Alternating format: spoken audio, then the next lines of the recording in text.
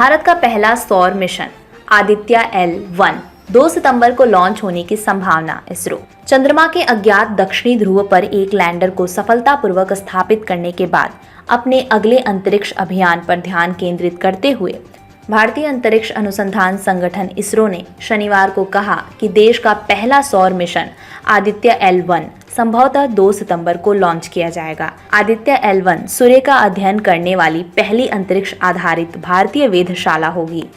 इसरो के बेंगलुरु मुख्यालय में वैज्ञानिकों को प्रधानमंत्री नरेंद्र मोदी के संबोधन के बमुश्किल कुछ मिनट बाद ANI से बात करते हुए एजेंसी के एक शीर्ष अंतरिक्ष वैज्ञानिक और अंतरिक्ष अनुप्रयोग केंद्र SC अहमदाबाद के निदेशक नीलेश M देसाई ने कहा, हमने योजना बनाई थी सूर्य का अध्ययन करने के लिए आदित्य L1 मिशन लॉन्च के लिए तैयार है। ऐसी संभावना है कि अंतरिक्ष यान 2 सितंबर को लॉन्च किया जाएगा।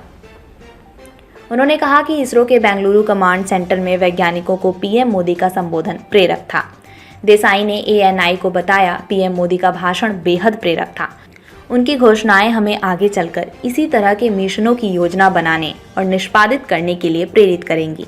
उनकी घोषणाओं ने हमें अंतरिक्ष क्षेत्र में देश के लिए काम करने के लिए खुद को फिर से समर्पित करने के लिए प्रेरणा और नए उत्साह से भर दिया है।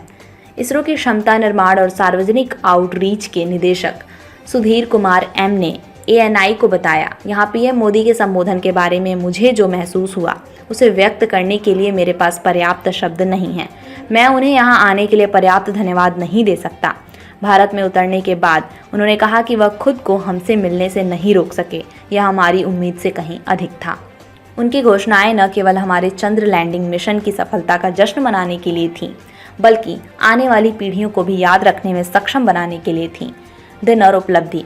इससे पहले बात करते हुए इसरो के अध्यक्ष S सोमनाथ ने कहा कि सूर्य का अध्ययन करने वाला देश का पहला मिशन सितंबर के पहले सप्ताह में लॉन्च के लिए तैयार होगा।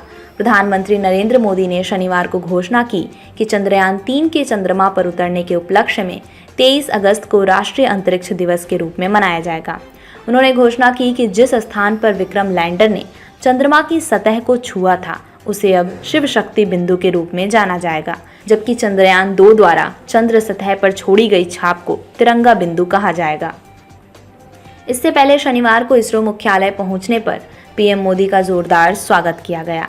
उन्होंने देश के तीसरे चंद्र मिशन में शामिल वैज्ञानिकों की टीम से मुलाकात की और उन्हें इसरो प्रमुख S सोमनाथ को गले लगाते हुए देखा गया। PM मोदी के स्वागत के लिए स्थानीय लोग पोस्टर और तिरंगा लेकर हवाई अड्डे के बाहर सड़कों पर खड़े थे। बेंगलुरु में HAL हवाई अड्डे पर उतरने पर उन्होंने उत्साहित स्थानीय लोगों का हाथ हिलाया और नारा लगाया, जय विज्ञान, जय अनुसंधान, विज्ञान की महिमा, अनुसंधान की महिमा।